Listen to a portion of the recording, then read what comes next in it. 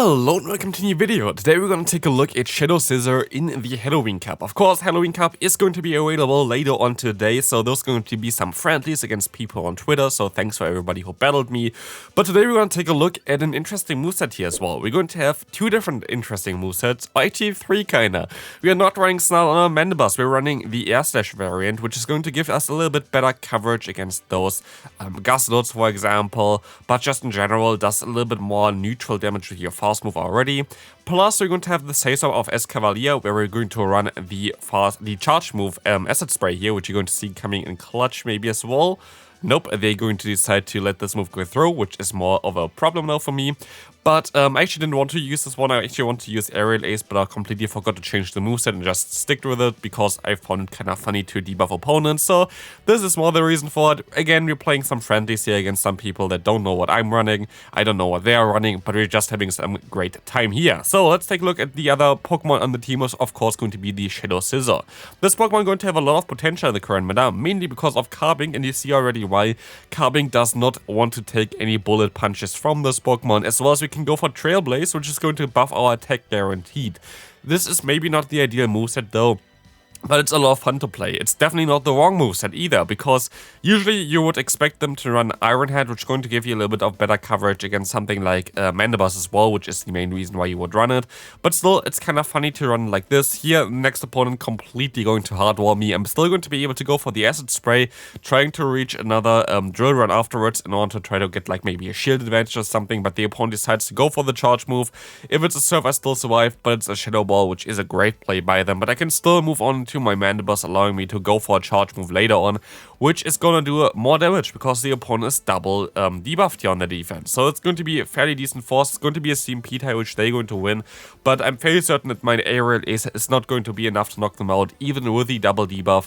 But this is actually what I kind of want to. I want to get the farm down here, which works out fairly well. I have to swap out immediately, of course, because they're going to have the Carbink in the lead, as they're going to counter me with a Greninja. And I'm really sad about one thing here right now, because, again, the most common moveset on the Scizor, while we get completely hardwalled, is the Night Slash plus Iron Head. I could have went for the Trailblaze and the opponent actually let this move go through, which would have been so cool if I just went for the Trailblaze and just would have knocked them out and won the game, even though I get hardwalled. But this is my own mistake. I should have went for it. I didn't go for it because I kind of hoped for a buff of the Night Slash instead, which would have also been able to most likely secure the win force.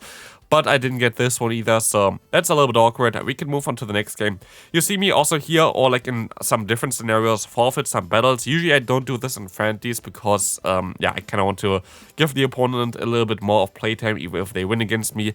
But the Halloween Cup has a lot of very bulky Pokemon, so if I'm going to end up with my Mandibuzz with like half health and the opponent still has their Toxapex, I'm just going to forfeit the game to make it faster for all of us. I think that's a little bit fair, but I don't really want to disrespect my opponents or anything like this. I appreciate everybody I'm battling, but yeah, like in this cup in general, it's very, very slow. If like the opponent can finish my Pokemon in like a few seconds, I would still stay in, of course, just so the opponent gets the winning screen there at the end. But if it takes too long, I would just forfeit. So, next one here, we're going to encounter the Gastlots, and we're actually going to be able to sneakily get the shield from the opponent with a debuffing move Acid Spray, as well as they're still forced to go for a charge move, which is amazing for us. We're going to encounter the Toxapex in the back, we can go ahead and go for the Trailblaze. And now we're going to see this matchup in a neutral scenario, which I'm kind of interested in anyway, because Toxapex plus Carbink is the meta. If you haven't seen my video for the top teams of this meta right now, it's going to be linked in the end card, so just stay tuned till the end of the video. Also, if you enjoyed this video, feel free to like and subscribe, helps out the channel, it's free, would appreciate it, as they're going to see some Aerial Aces coming through now against the opponent. They decide to no shield this one because they don't have shields anyway, but I can shield my next opponent's move, which is going to be the Sludge Wave. And like this, we're gonna be able to knock out the Gastlots and also going to be able to knock out the opponent's yeah, final Pokemon here with my foul play getting off here, and we're gonna be able to now move on to the next game. Let's see what the next opponent is going to bring to the table. We're going to have the Mandibuzz against the Charjabug. This is going to be a little bit of an issue for this team. Charjabug is something that I didn't expect too often, as you might have seen on the video as well for like the top teams. I had a team with a Charjabug already built there as well, because I feel like it has a lot of anti-meta potential. But also, I didn't really feel like it was the most obvious to bring. But I feel like it's a very strong Pokemon, for sure. Like, definitely something that you can take a look at if you want to try to bring it. But you have to always have some kind of answer for the Carbink in the back. And here we're going to encounter one of the answers most likely, which is going to be the Greninja. I decided to go back into my Mandibuzz because I know that I'm kind of weak against the Charger Bug anyway. But Mandibuzz gets super effective damage by Charger Bug's fast move. So I decided to swap out into my Escavalier right now. And we're going to most likely see the Charger Bug coming back in. And I can go for the Acid Spray. Fairly likely that the opponent going to want to shield this move up here, so that's going to be fine for us as we're now going to get the defense drop. But here you might want to have a different kind of lead for this team. There would be different other leads that would also work out fairly well for this one. So maybe just choose something different in the lead that's going to be able to also beat the Charger Bug, and you should be fine.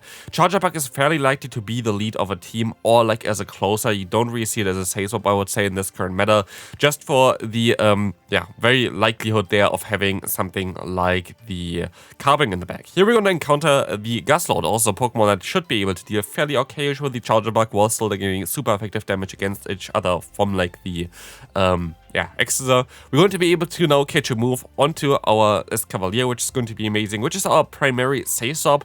But in hindsight, I maybe wouldn't even go for this say swap, but it worked out fairly well here. There are a lot of teams that are basically dark double poison, and those teams really struggle against Escavalier, which is amazing for me, as I can just go for the drill run here, going to be able to get a shield, and I can just use a shield as well and farm them all the way down afterwards. Hopefully I don't get the debuff here, because it would make it a little bit more awkward. Of course, we're gonna get the debuff, but we're still going to be able to farm them down in time. Taking a look at what is coming in next, it's going to be the Guslord, which I can just swap back into my Pokemon here, which is going to be fine. The Dragon Claw we can still take, we still have a move stored. And also, if we get rid of this Guslord here, which we do, we still have Acid Spray, of course. And it's fairly likely that the opponent expect me to go for the drill run. And so I should be in a fairly decent spot here. Should be able to force the opponent to throw a charge move as well, but they don't. But I can just go ahead and go for another foul play. Maybe I want to swap out. I cannot swap out yet, but the opponent can farm me all the way down. But I can just go for the Acid Spray, forcing the opponent to shield, because it's very, very likely being the drill run. And the opponent decides to shield. I shouldn't have swapped out here either, but it's fine for me because I can still take a brine, and the opponent still has to get to 2 brines here, which doesn't work out for them.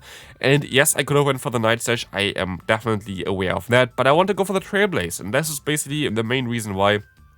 Trailblaze is just a fun move to go for.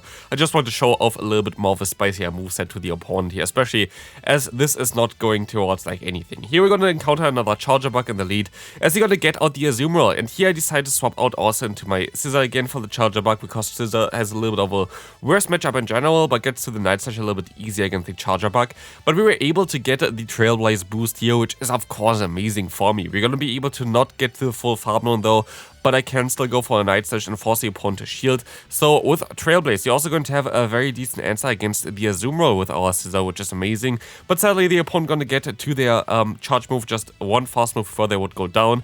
But let's take a look here. The opponent goes back into the Charger Bug, and I try to go for my Night Slash, trying to get some damage onto them, but they decide to shield this move up. Again, still no Night Slash buff either, but we will be able to swap out now into our Escavalier. And honestly, you're going to see why I'm so disappointed by this, because if I stayed in there, I thought that my Escavalier would be my most important Pokemon, so I decided to just sacrifice my Mandibuzz at this point of time, because I know that the opponent has so much energy.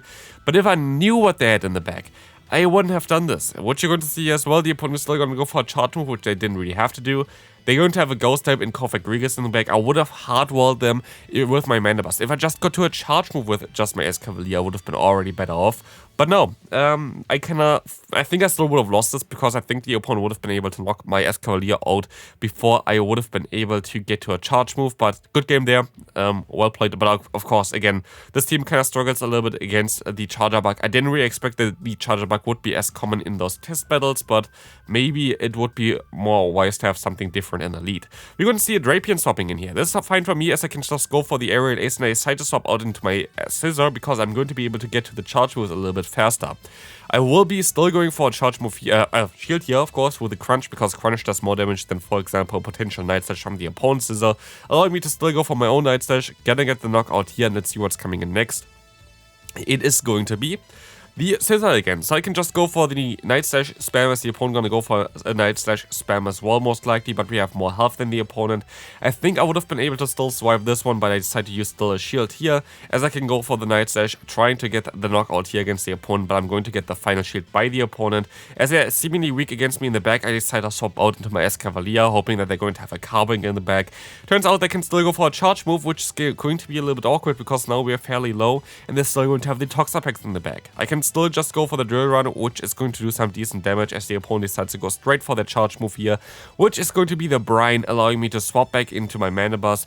I should have waited out the clock a little bit more there because I kind of want to swap out eventually into my Scizor, but because I didn't wait out the clock, it's going to be a little bit more of an awkward one here, as the opponent can just go for the knockout against me, going for the Sludge Wave here, knowing that they don't have a Brine yet. I should be able to farm them all the way down, and I will be able to do this, allowing me to go for another Night Slash and taking down the opponent's Scizor here, which is going to be amazing for us. Moving on, next game. Let's take a look what the next opponent going to bring to the table. We will find out shortly.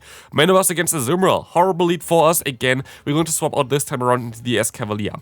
You kind of should play the Scizor a little bit more fluid at this team, because it could be either of them. Both of them are kind of fine as a Scizor in this current meta, depending on what you're going to encounter in the lead.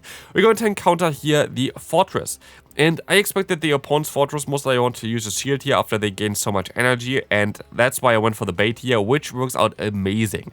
Allowing me also to just go for another charge move here to try to get another shield from the opponent, which hopefully works out well as well, and it does work out well. So this allows me now to align my other Pokemon, and I kind of just want to keep my Scizor alive for also the opponent's Azumarill, thinking that my Scizor with shield advantage should be really good in the current meta.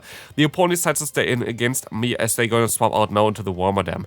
They get a free confusion in, which is really annoying for me, as I can now go for a charge move. I don't get the buff either here. I can go for another one, but they're definitely going to be able to outspeed me, and they have a 4-turn fast move against the 2-turn fast move, which is kind of awkward for both of them, but I will be able to use the shield here against the Iron Head. But I still have to overfarm by quite a lot, and I can overfarm by quite a lot, but I don't know if it's enough to get to a move against the opponent's Azumarill. Getting the first buff here, which literally does not matter at all, as the opponent going to knock me out immediately afterwards, is of course cool, but can we still knock them out here? We have the neutral damage here from both Aerial Ace as well as our fast move. It's going to be a close one. I can still definitely survive even a Play Rough from the opponent here. Let's see what they're going to go for. They're going to go for the Play Rough. It's not even going to be close to knocking us out. We can still go for an Aerial Ace. It's going to come down to the wire. Can we still knock out the opponent in time? It's going to be so close. Can we get there? We cannot. I think they still will survive this next incoming Air Slash as well, just because Azumarill is so bulky, so good game there. But we can now move on into the final game of today's video. Again, if you enjoyed this video, feel free to subscribe and also like this video here, as we're going to encounter a Krokorok, a Pokemon that's actually really cool in the current meta, because there are a lot of Pokemon that are weak to ground type moves. For example, Nidoqueen, for example, the Toxapex, or also the Tentacruel, plus also the Carbink. So I'm kinda curious if those Pokemon can work out fairly well. I'm pretty sure that Golurk and stuff like this is going to be interesting Pokemon as well to take a look at, so maybe I'm going to do this soon as well here on the channel. So going to be interesting Pokemon for sure, but here we're going to be able to kind of wall the opponent in the beginning, as both Krokorok as well as the Toxapex don't really have the greatest time here. I'm going to let this move go through actually, which is going to be interesting, as the opponent going to go for a Brine. I decide to swap out into my Scizor, trying to go for the Night Slash eventually, but I decide to now go for a shield, trying to go for the Trailblaze against the opponent's Krokorok here, which I'm going to go for right now. Let's see if they want to shield this move up or not. They do not, and like this, I'm going to be able to get the attack buff, and I'm going to go for another Trailblaze just to have some fun here, because I know already this game is over, and my opponent knows that as well, allowing us to take this win, and this is going to be it for this video. Gonna see you later for some more Halloween Cup content when this cup is going to be released in the Pokemon Go, so see you then, bye bye.